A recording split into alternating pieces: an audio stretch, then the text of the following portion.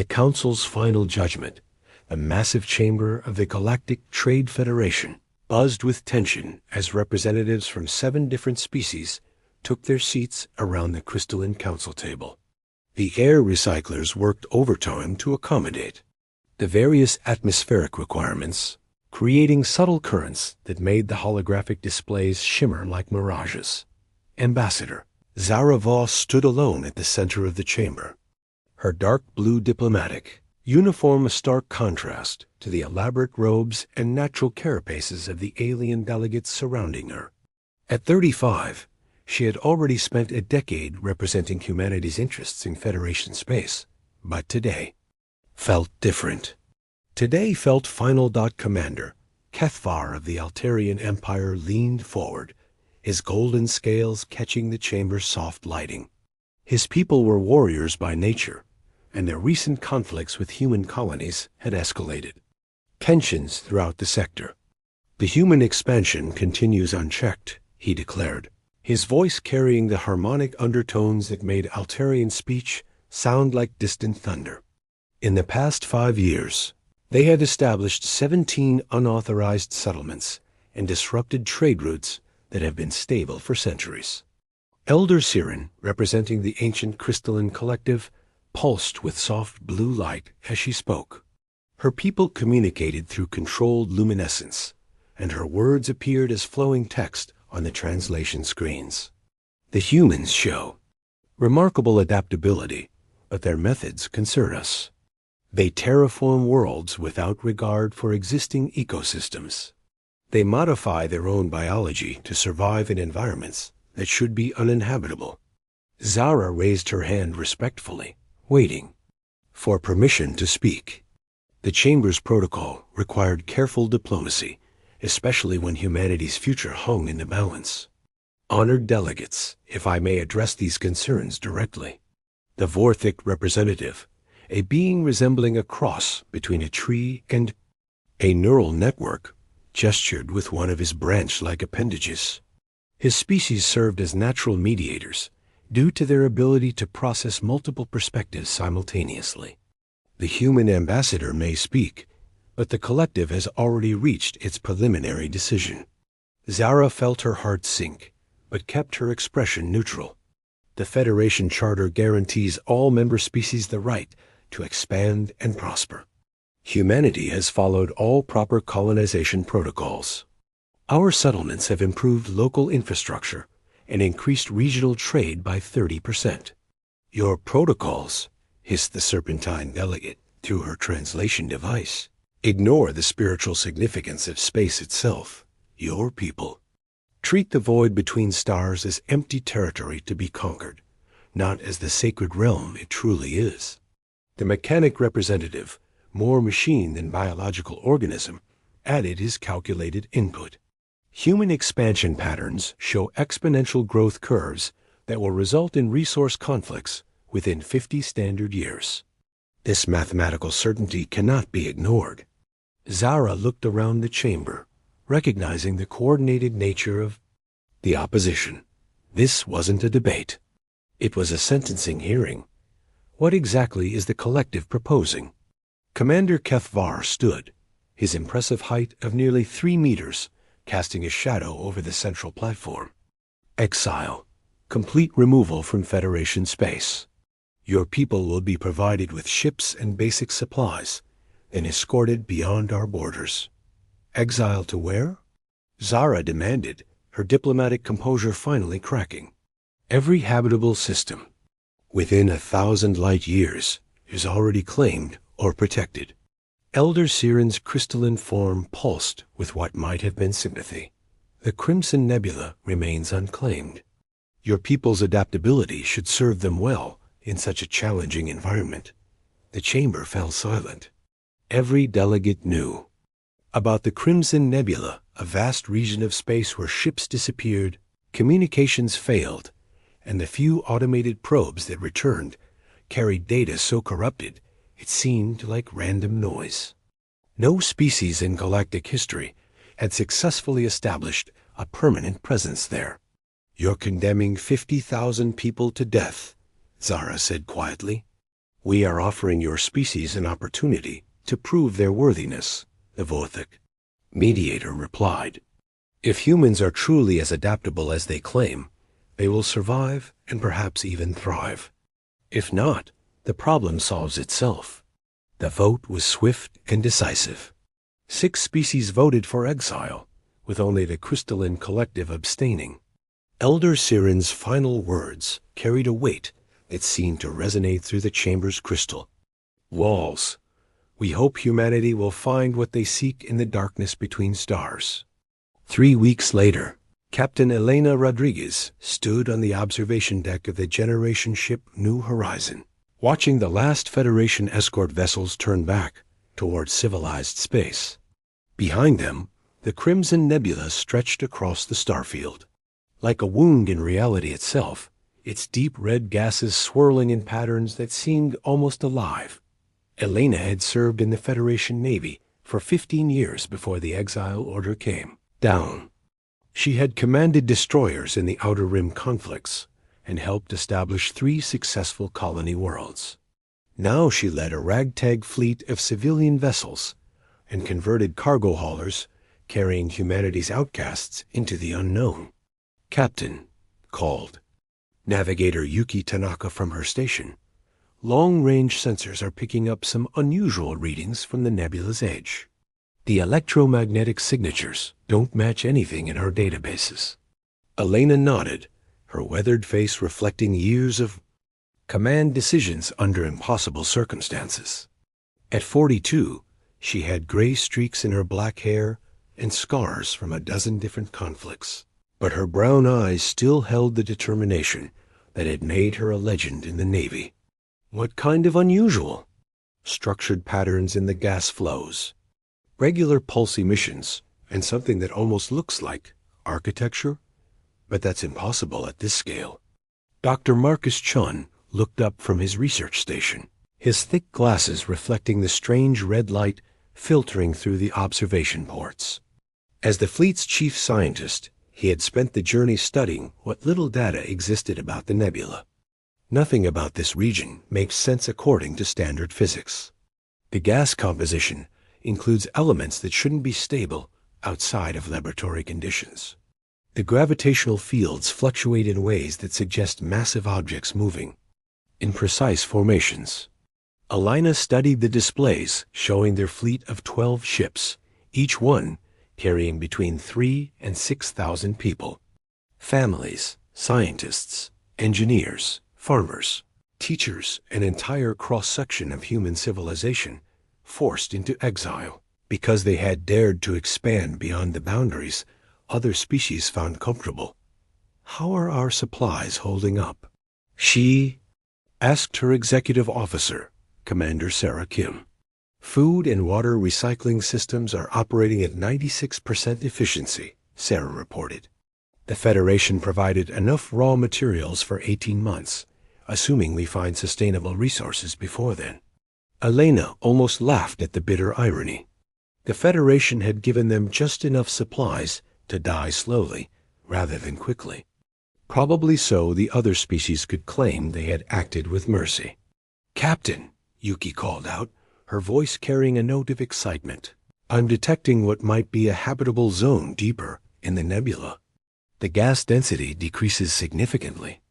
About 50 light-years in, and there are gravitational signatures suggesting planetary bodies." "Could be a trap," Commander Kim warned. "Send us in deep enough that we can't turn back, then spring whatever's been eliminating other expeditions." Elena weighed the options. They could try to establish colonies on the nebula's edge, scraping survival from the sparse resources available in empty space. Or they could push deeper into the mystery, risking everything on the possibility that the Crimson Nebula held secrets rather than just death. Asterisk.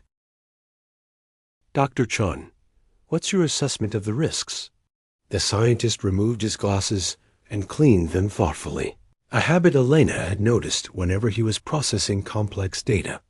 The energy readings suggest technology far beyond anything in current galactic civilization. Either we're looking at natural phenomena that rewrite our understanding of physics, or we're approaching the remnants of a civilization that achieved technological capabilities we can barely imagine. And if it's hostile, then we're already dead, and we just don't know it yet. But Captain, what if it's not? What if whoever built those structures was waiting for someone curious enough and brave enough to make contact?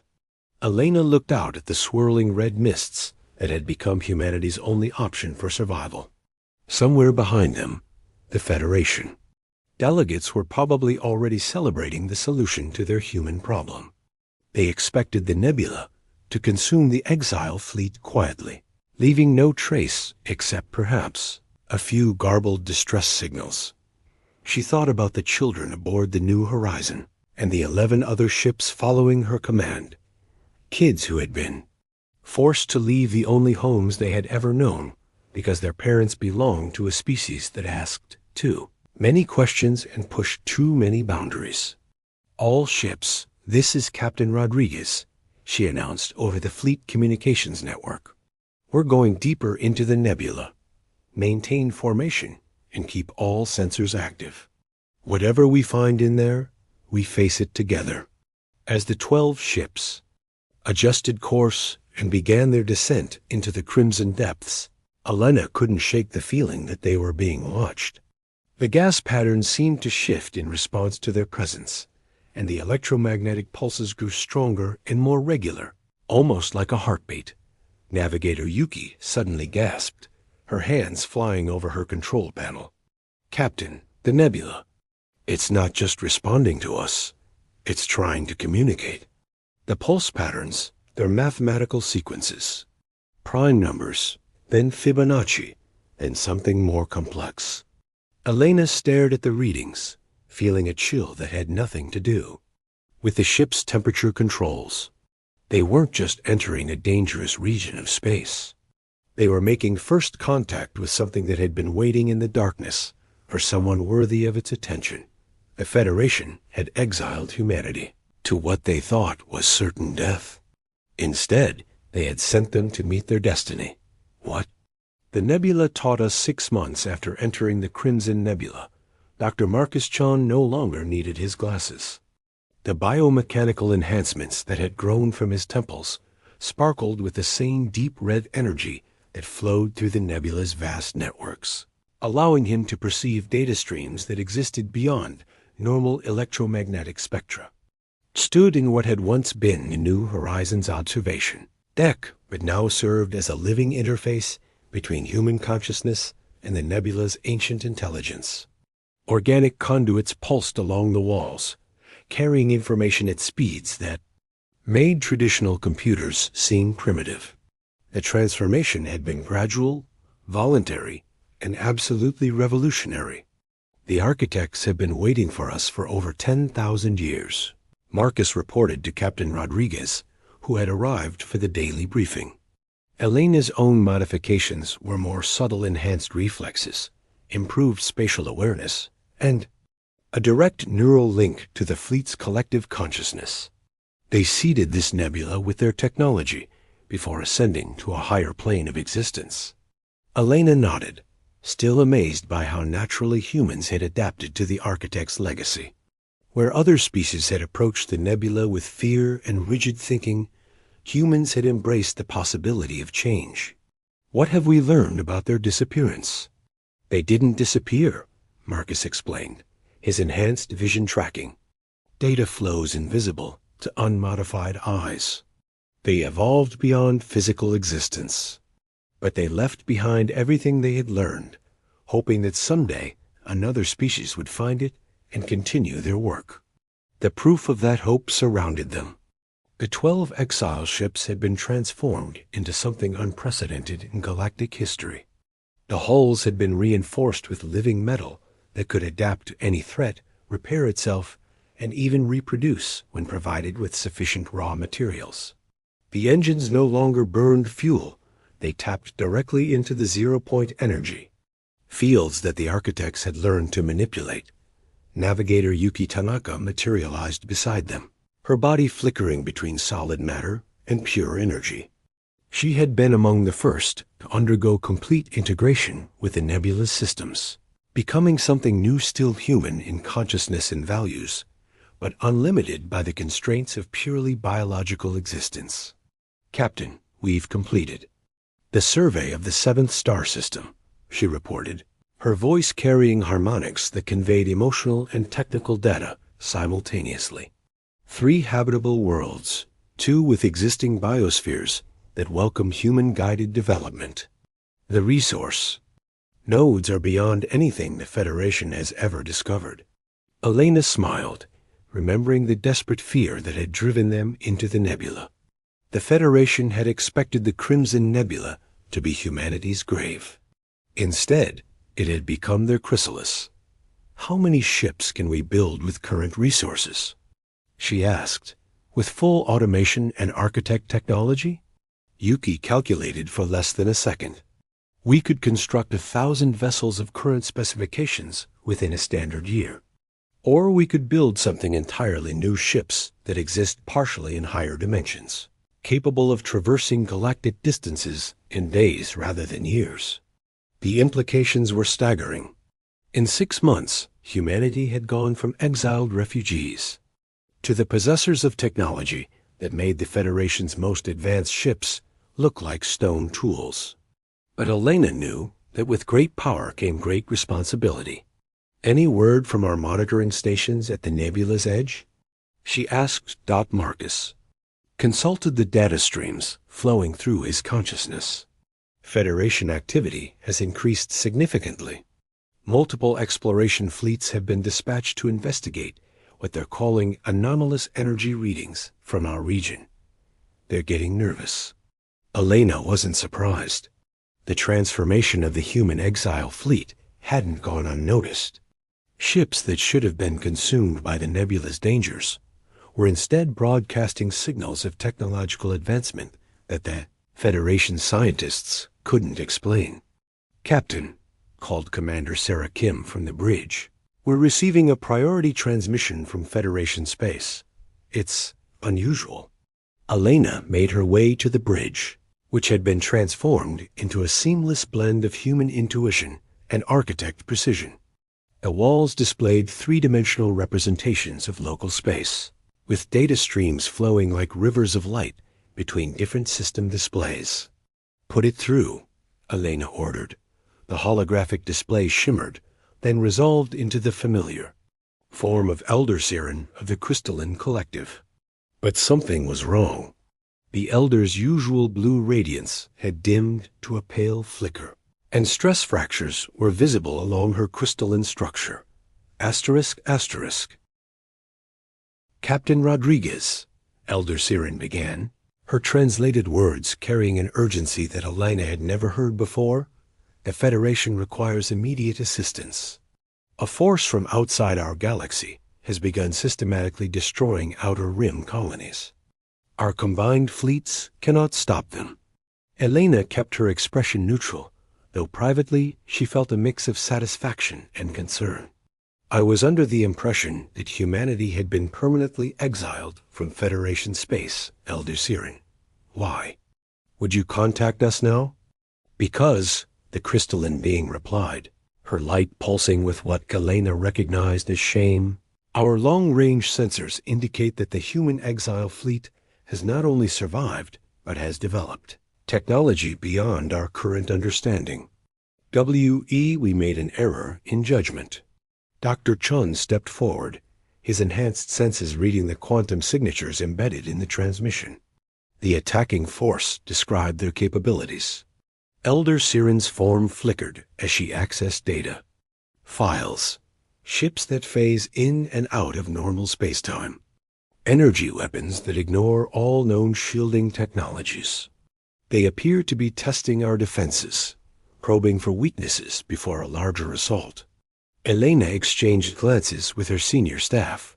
Through their neural links, they shared a rapid conversation that would have taken hours through normal communication channels.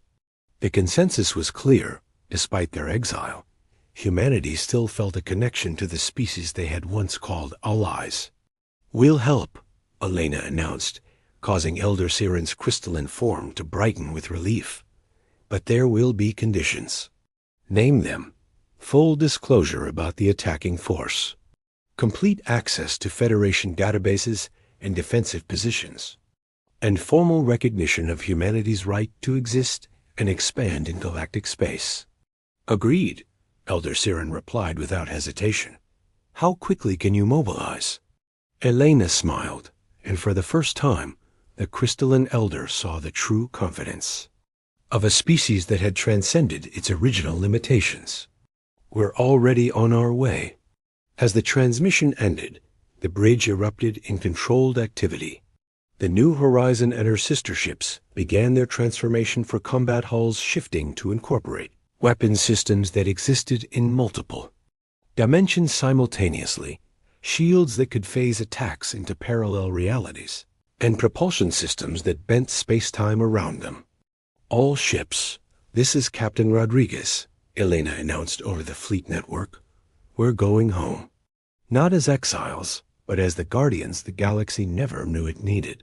Navigator Yuki appeared beside her, her energy form blazing with anticipation. The nebula consciousness wants to come with us, Captain. It's been isolated for 10,000 years, and it's curious about the galaxy beyond. Elena nodded, understanding the profound implications. They weren't just returning to Federation space with advanced technology. They were bringing with them the living embodiment of the Architect's legacy, a consciousness that spanned entire star systems and possessed knowledge that could reshape galactic civilization. As the human fleet emerged from the Crimson Nebula, their ships blazing with energies that had never been seen in normal space, emergency communications flooded Federation networks. The exiled humans were returning, but they were no longer the desperate refugees who had been cast out 6 months earlier. Commander Cathvar, monitoring the approaching fleet from his flagship, felt his scales ripple with an emotion he had rarely experienced: fear. The ships approaching Federation space weren't just technologically advanced. They were fundamentally different from anything in his experience. They moved through space like living things, their hulls shifting and adapting in real time. Sir, his tactical officer reported, the human fleet is broadcasting mathematical sequences that our computers can't fully process. It's as if they're speaking in a language that operates on multiple dimensional levels simultaneously. Cathvar stared at the tactical display, watching 12 ships somehow occupy the same space as what appeared to be hundreds of vessels existing in parallel dimensions. The humans had found something in the Crimson Nebula that had transformed them into beings of almost limitless potential. As the first human ship entered Federation space, its hull pulsing with the deep red energy of the nebula, Elder Siren received a message that would change everything. We forgive you for the exile. We understand that fear guided your decision, but we're not the same species you sent away. We've learned what it means to evolve beyond the limitations you thought defined us. Now, let us show you what humanity has become. The Federation had exiled humanity to remove a problem. Instead, they had created their salvation. The galaxy was about to learn that sometimes the greatest gifts come from the darkest places, and that the species you underestimate might be the one that saves you. All asterisk.